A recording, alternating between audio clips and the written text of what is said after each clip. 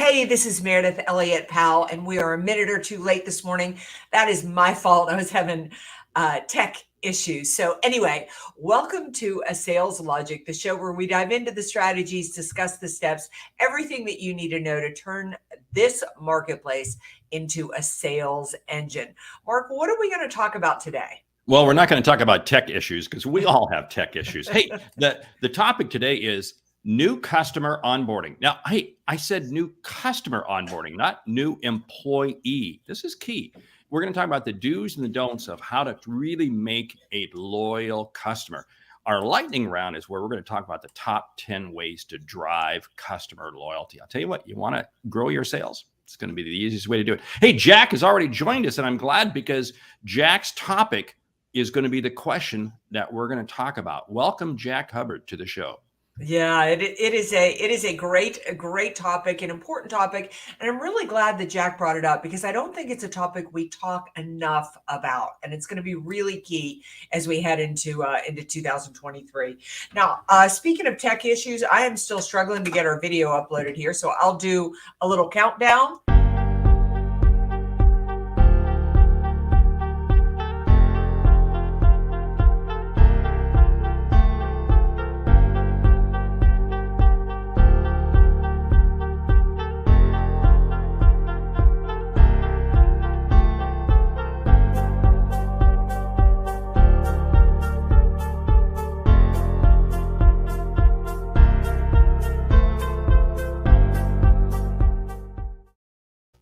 See, and that's why you want to listen to the audio podcast, because you listen to the audio, you're going to get the right music, the right voiceover and everything. So, hey, what the heck? Hey, we want to say thank you to our sponsor. We want to say, hey, the power of scheduling automation has never been more important than it is today.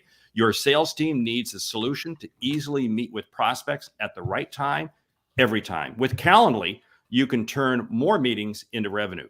Accelerate your sales cycle and increase your win rate when you use Calendly to automate your scheduling. Finish the year strong and request a demo of Calendly today. The easiest way, just go to calendly.com/the sales logic. Hey, Meridith.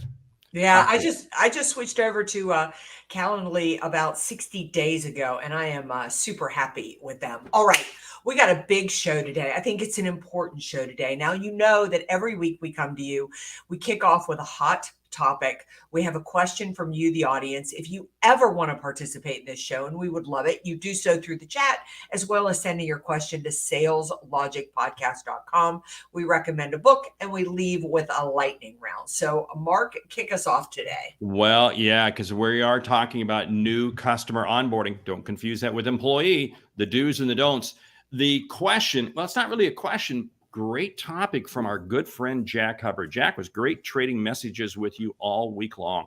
Hey, the topic is he and his team at St. Meyer and Hubbard did a study and found that less than 8% of commercial bank divisions had any formal onboarding process for new customers. Being a new customer of any business is scary, and getting a customer off on the right foot not only mitigates buyer's remorse, it facilitates cross-solving and many referral possibilities. So how do you put together an effective customer onboarding strategy? Let's go to the banker in the group, Meridith Elliott Powell. Yeah, well, I was trained by the best. I was trained by Jack Hubbard. I love this topic because, you know, the sales funnel has changed so much. I mean, back in the day, it literally looked like a funnel. And now I say it looks like an hourglass. I mean, you can't push on customers anymore. It takes a lot to land the deal. So when you finally get the customer to come to your door, don't stop selling at that point. Start to think about, what do you want their first experience to be? Don't mistake the fact that just because a customer buys a product, they're sold on you. They're not. They're still testing you out. So the last thing you want your customer to be is confused. And so when they purchase from you, you need to think about, what are their first 30, 60, 90 days going to be, and how can you get that first experience to be really, really good? I mean, exceptional, better than any other place that they would do business with you. This is so key. One of the questions when I'm talking with a CRO, I ask them, hey, what's your cost of customer acquisition? And sometimes they'll spout out, and a lot of times they don't know a number. But then I'll say, hey, does that include the first 90 days that the customer's on board? Because this is where so many issues really arise. Because especially at quarter end, has there ever been a salesperson that has gone out and sold expectations that can't be delivered on, and the customer expects it, the customer buys, and the customer's expectations are not met because the salesperson led them down a wrong path just for the sake of making quota? Let me tell you something. You got to get this right, or you major problems down the road. Yeah, I want to say one of the I was listening to something really interesting last night about Las Vegas and how Steve Wynn and some of the billionaires built Las Vegas. And Steve Wynn, who was the builder of the Mirage and obviously the famous Wynn Hotel, his big competitive advantage was convenience. And I think that is so important when it comes to customer onboarding. How convenient are you? For example, I just bought a new product and they literally sent me a PDF of a contract to sign. I can't even remember the last time I got a PDF of a contract to sign where I have to print it out, I have to sign it, and I have to scan it back in. I'm already irritated because there isn't a DocuSign. So start to think about how convenient and how easy are the first couple of steps for a customer. And I'm going to back all the way up. And I want to back all the way up is, when is the last time you walked through onboarding to your own product or service? When is the last time you stood there as a customer and experienced it? Because if you don't understand what your customers are experiencing, you don't understand how to make it better. And see, I'm going to take that one step further. It's not just going through it yourself, but you have to go through it with the naivete of that new customer. I see this in SaaS companies. I get to work with a lot of SaaS companies. And they say, oh, wow, we got this trial, we got this onboarding process, and it's great. We get customers up. Well, yeah, it's because it was created by the founder, or it's created by the first 50 employees who joined the company. They understand the product forward, backwards, inside, and out. And I just had this recently. A company asked me to do some work for them, so I'm going through it, and it's like, this is as screwed up as can be. Nobody outside of their circle that built the product is going to understand this. So you've got to really test drive. I'm going to say, not only do you need to go through it, but you need to begin auditing. You need to begin asking customers at that 30, 60, 90 day, hey, how did the process go? And when customers come in and fail to stay with you, are you doing a deep dive to really understand why? I'll tell you what, there's a tremendous amount of business that can be regained if you would just listen to customers that have left you early on because those expectations, something didn't go right.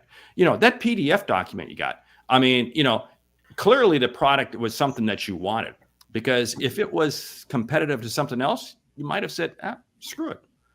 This is I am almost there. Like one more step that they make it inconvenient for me, and I will move on. And that's what that's what you need to realize about onboarding. But Mark, you bring up such a great point, and that is, do you know what your customers' goals are in the first 30 days of using your product? I mean, Mark and I may buy the same product, but what he needs out of it in the first 30 days and what I need out of it in the first 30 days may be completely different. And your job is to meet our expectations, probably exceed them in the first 30 days. I just cannot stress enough that if you think of the funnel like an hourglass, where the customer is when they first buy a product is in the neck. They like you, they're pretty good about it, but they don't trust you yet. So what you do in those first 30, 60, 90 days are going to determine whether they go into the base of that funnel and are ready to buy other products or services. See, that's so key, because the onboarding process is going to feel different to every customer. And again, I see customers, and again, I saw this in a SaaS play and another SaaS play I was working with, going through it. And if you had a particular set of software, or if you had a particular set of hardware, PC, you could make it work. But if you had an Apple device, it wasn't going to work. Well, nobody ever said that up front. So you talk about customer frustration. You talk about losing customers. See, you got to be able to break it all the way down. And I'm going to encourage you. You know, what was that old TV show? Are you smarter than a fifth grader or sixth grader or something Yeah. like that? Remember that show? Are you smarter than, I think, a 5-year-old? A 5-year-old. Thank you. Oh, great. Now we're going to make ourselves. So can a 5-year-old download? Could a 5-year-old be onboarded? Okay, now that may be an extreme exaggeration, but still, you got to create it at a very simplistic manner. You and I both write books, and you and I have had it beat into us that you have to write at almost a 9th grade, 8th grade level, because you got to create that mass audience, and you have to be cautious. And again, this is what happens. You get too close to your own fire and you don't realize how it's going to burn other people that come up close. Yeah. I think another couple of things you need to do is that it's, Mark said this, but you need to solicit feedback. I mean, part of the onboarding process or part of the selling process that's such a huge mistake is we sell the product, we're done, we get people signed up, and we wait for them to call us if they have a problem or a concern. Don't expect that they're going to call you if they have a problem or concern. Reach out, check in with them. Now, Jack Hubbard will be the first one to tell you that if you reach out and you check in with them, you're probably going to find another selling opportunity in that, but don't make that your goal. The point is, I want to check in. I want to see how Mark is liking the product, what's working with it, what isn't, and any hesitations that he has. Now, think about this too from your sales standpoint. Let's assume I'm selling a product to Mark, and I have this unbelievable onboarding process. The moment that he signs up, he gets an email from me saying exactly what to do next, how to do it, all the links in there, and all the links are live, which is another thing. Anything that you can automate and make really easy, you should think about automating and making really, really easy. If he can click a link and sign something, if he can click a link and get to a tutorial, anything like that. Now, all of a sudden, Mark is going to a cocktail party, or he's going to a meeting, or he's going to watch, a football game with his friends. And he's talking about what an amazing experience he had buying this product from me, because it doesn't feel like any other product he's bought. So this is such an opportunity to not only make Mark happy as a customer, but to begin to create buzz about myself in the marketplace. And remember, I'm going to have those same conversations 180 degrees different. Oh, completely. The product doesn't work. Now, this is so key. We talk about automating the onboarding process. It's great. It's great. But don't leave the human element out of it. This is where you create magic with your customer relationship. This is where you create. So you may have it fully automated. But when Mer sells that and Meridith calls that customer up and says, here's the whole thing, Meridith's going to get feedback right away. And that's going to, it's going to do two things. It's going to help Meridith feel excited. Hey, great, man. What I'm selling absolutely works. So what happens? Meridith's confidence, although it's already high, goes even higher. Her confidence of the product goes even higher. Yeah, it's already high. But it's amazing how it makes the salesperson feel good. And it makes the customer feel good, which what happens? They're going to be more likely to, and they're going to a football game with somebody. They're at a cocktail party with somebody. They're going to talk about the product. I see too many organizations try to cost reduce onboarding. I see this all the time. We're going to create this automated system. At most, we're going to have this online chat and so forth. And I'll tell you what happens is, you are going to send your cost of customer acquisition higher because you're trying to cut the back end. Be extremely careful. You've got to keep the customer interaction. We're kind of drifting right now into our topic, which was the do's and the don'ts of customer onboarding. But I'll tell you what, there is so much to it that the vast majority of companies leave out, all for the sake of trying to cut the bottom line. It's stupid. It is stupid. Jack Hubbard makes such a great point. Onboarding should also, here's a great involve other members of the team, including the sales manager. It gives the customer confidence and builds trust. That's right. I mean, we want them to have lots of people to interact with, lots of people they can touch base with, and to talk with the expert in their particular area. Again, let's assume I sold the product, but it's the operations manager that they're going to be working with, or accounts payable, to get a couple of things right on their statements and to automate those pieces. I want to bring those people into the process so that my customer has points of contact, and also so that they are talking to the experts in that particular piece of the onboarding process. You know, what's very interesting is I see in a lot of organizations where sales kind of operates under its own P&L, so to speak. I mean, it does operate under its own P&L, and customer service, onboarding, customer service operates under a different P&L. Oh, that's so bad. That is so bad. And they don't come together until they get all the way up to the CRO, the Chief Revenue Officer. Sometimes it's even higher. And I really say there's a big disconnect, because here's something. Salespeople, you may have a great group of people who do, we'll call it customer success or customer onboarding, whatever you want to call it. And they bring them on. And they may have told you, oh, stay out of the way, stay out of the way. Just give us the customer. We're going to run with it from there. I'll tell you what, do yourself a favor. Still reach out to those customers. Still reach out. Because you know what? The customer bought from you. They didn't buy from the customer success supervisor, the customer success manager, the onboarding person, whatever you want to call them. They bought from you. And I'll tell you what, I always say you don't close a sale, but you open a relationship. This is one way for you to open a relationship, and you're going to get valuable feedback, valuable commentary about the product, about the selling process, and you never know where that's going to lead. Yeah, such a great point. I think the other thing about onboarding that's really important is to figure out the easy win. What's really going to make the customer happy, and what could you do to make it happen for them? I'll give you a great example. So Mark and I used to use this great woman who would do customized cookies for us, put people's pictures on there and send them out when we did speaking engagements. Well, she retired. She sold the business, got out of it. And I've really struggled to find somebody else to take her place. I found this great cookie company. I reached out to them. I had a fantastic conversation. Now, I travel for a living. I am on the road constantly. My week is insane. I emailed them and I said, this is what I need. This is the address. This is the note. This is everything.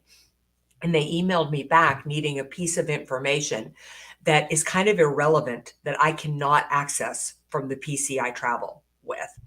And he said, I can't possibly put it through operations without that piece of information. And I said, I don't understand why that matters. He says, I don't either, but I can't put it through without that. I said, well, just forget it. I'll figure something else out. He emailed me back 4 days later and said, oh, I found out that I could do it without that piece of information. Do you still want to do the order? Well, I'm done at that point. It is my first experience with them. I've already decided I am going to buy. I've let them know I probably do 3 orders a week, but he put an obstacle in front of me that wasn't even an obstacle once he got in there and he figured it out.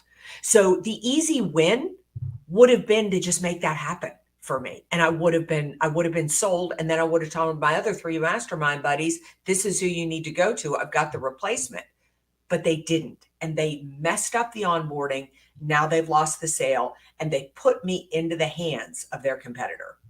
I'm waiting for you to give me the information of the person who you are using. So anyway, we'll hold that. Now, think about this for a moment. You see, the timeline that the customer's working under is the timeline different.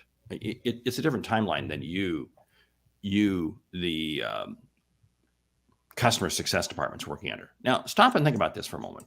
You want to have service delivered instantaneously, period. Boom. This person may have been working with customers that, well, if we get it done next week, that's fun, that's fine. But see, he didn't understand you, didn't understand your needs. And this goes back to the whole process. Salespeople, you've got to make sure that as you bring customers on board, you understand what are the needs that they're looking for. What is the outcome that they're truly, the biggest do's and don'ts when it comes to customer onboarding is we have one set customer onboarding process and we use it for everybody in the exact same cookie cutter. Okay, bad analogy, cookie cutter way. Big mistake. Yeah, you've got to communicate. Mark, I've got to roll into the book because I have to go do a strategic plan for a customer today, finish it up. So I struggled a little bit. I'm not too familiar with too many books on onboarding, but I was able to find and do a brief, quick review of Onboarding Matters, how successful companies transform new customers into loyal champions. It's by Donna Weber. Now, let me tell you, what is great about this book is it is chock full of stories. And I don't know any more powerful way to learn how to onboard customers than to get really good stories. And it has stories where companies did an amazing job and stories where, well, it didn't work.